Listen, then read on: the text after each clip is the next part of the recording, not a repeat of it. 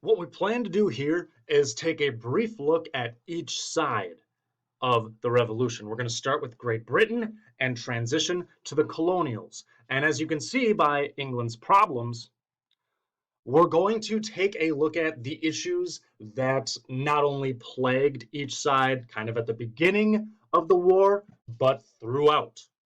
So when we look at England's problems, step one is a hostile terrain. All right, FI, French and Indian War. This wasn't necessarily an issue in the French and Indian War because England and the colonials were allies. They helped one another out.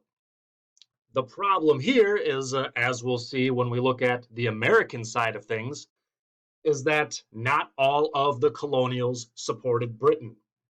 Now there's a cliche that if you're going to fight a war, you fight it in somebody else's backyard because there's always loss of life, destruction of property. Better the enemy than yourself.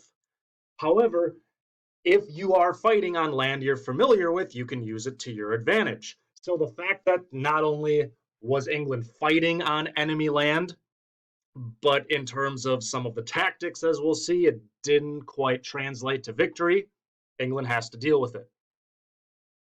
We return to an issue that has been present ever since the English attempted to set up those first colonies in Newfoundland, Roanoke, and Jamestown.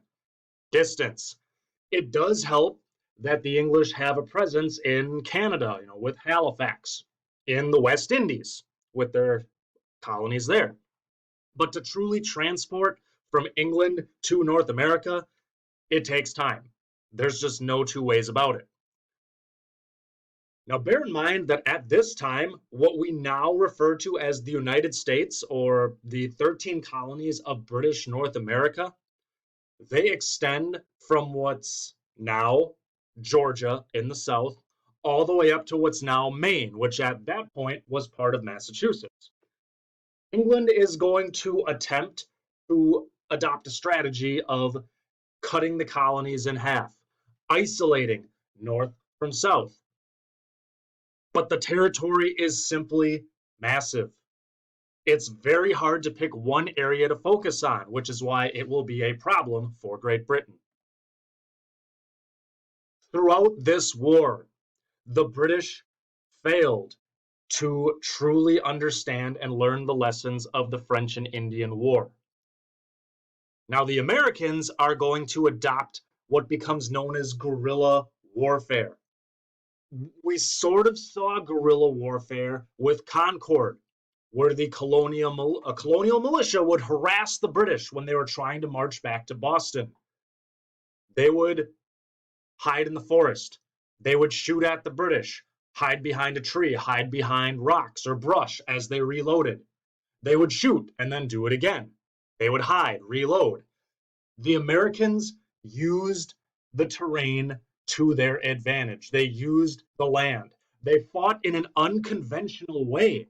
See, up to this point, in Europe, they adopted what was called line fighting because most fighting took place in pitched battlefields, a lot of the time on mostly flat land, where soldiers were shoulder to shoulder, side by side, and they would march. When each army was shoulder to shoulder at a set distance, they would take turns firing at each other, firing and reloading, and eventually they'd charge and fight hand to hand.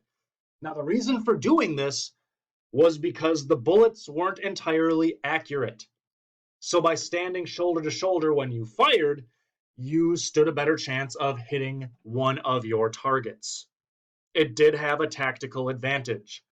That being said, this war will not always be fought in pitched battles. In fact, to a degree, the Americans will eventually try and avoid it. We're not as good as Britain when it comes to military. We're not even close. So we have to use every trick to our advantage we can think of. We learn to adopt guerrilla warfare. The British see it as barbaric. They don't care for it. England hoped that the Six Nations of upstate New York would ally with them. And we first saw this when we looked at the French and Indian War. The Six Nations sided with the British. Now, each side, the colonials and the British, sent envoys to the Six Nations. The leaders could not come to a unanimous decision. There was no unanimous decision on who to support. And because all important decisions needed to be unanimous, this is why we say that officially the Six Nations were neutral. However, of the six, we do know that the Oneida and Tuscarora supported the American colonials. This is going to be something that General Washington remembers when he becomes president. See, we're going to endure a very tough winter at Valley Forge in 1777 and 1778. Food is going to be scarce. The Oneida arrived with bushels of corn to help feed the army. That's just one of the many ways that the U.S. received assistance. Washington will remember, but it still stands that Britain cannot get a full alliance. And finally, if you ask anyone who was in charge of the Americans, they'll say George Washington. He was the guy the whole war. Because the terrain was so large and hostile, no area to focus on, there were different commanders for the British. There were different people in charge of the North and in charge of the South. And if you had a huge defeat, you'd be replaced. It wasn't really cohesive. There was no continuity. There was no one person you could hang your hat on. And that doesn't always work when it comes to warfare. Now, having said all of this, clearly the Americans had issues of their own. In the immediate aftermath of the siege of Boston, think Bunker Hill. So in the aftermath of that and the publication of Common Sense, many Americans are going to begin to lose hope that the war is going to end quickly. See, most wars throughout human history, you'll discover that not only do both sides believe they'll win, they believe they'll win in a hurry. One of the cliches is, the troops will be home by Christmas. They'll be home by the time the snow flies. That rarely, if ever, happens. So keeping the army together and counting on the support of the people, that's a big struggle.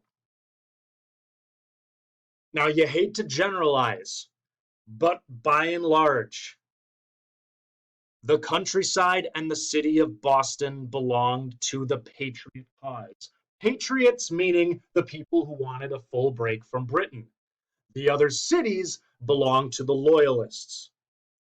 John Adams was quoted as saying, "We were about 1/3 Tories, 1/3 timid, 1/3 true blue." Tories were the people who wanted to remain with England. The timid that Adams mentions, those are the people who are neutral. They don't really think things will change no matter who's in charge, so they don't care. And the true blue wanted a break. We can see here Loyalist strongholds, so Nova Scotia, Halifax, which is where many British troops had been stationed and they were sent out. We have the Green Patriot strongholds, Boston, and then contested areas, Loyalist or neutral. Most of the cities, these coastal cities, are in Loyalist hands. New York will be taken by the British, so it'll be a Loyalist stronghold. Even Philadelphia, site of the Continental Congress, will be taken over by the British. The Congress has to flee to avoid being captured. This means that one of the British strategies of trying to blockade American forts and American cities can come true because they control the cities. Now, the countryside, forget about it. We can see that the countryside belongs to the Patriots, belongs to the American cause.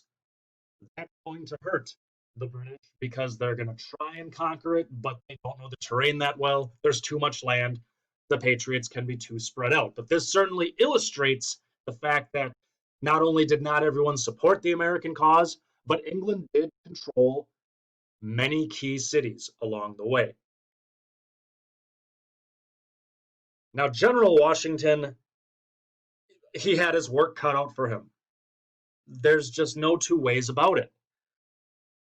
Actual troop numbers fluctuated based on the day. It's hard to accurately say how many men were in the army at any given time.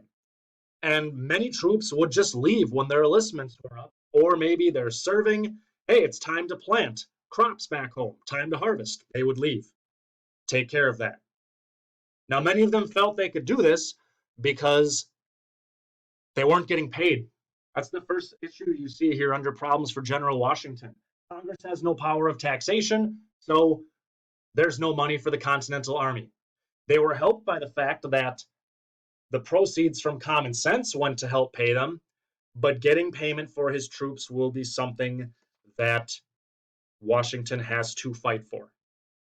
He has to fight for it the whole time. And even as such, with the inconsistent troop numbers, they're poorly trained because there's a lack of qualified officers.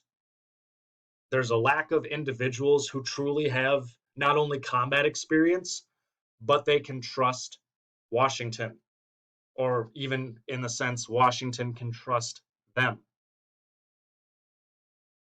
See, Washington being a leader, it's not as if everyone accepted him throughout the entire war.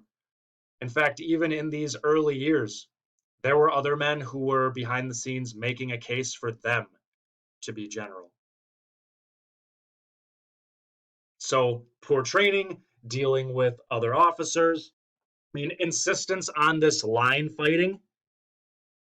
Washington understood the importance of using the terrain to his advantage, but he wanted to beat the British using traditional tactics.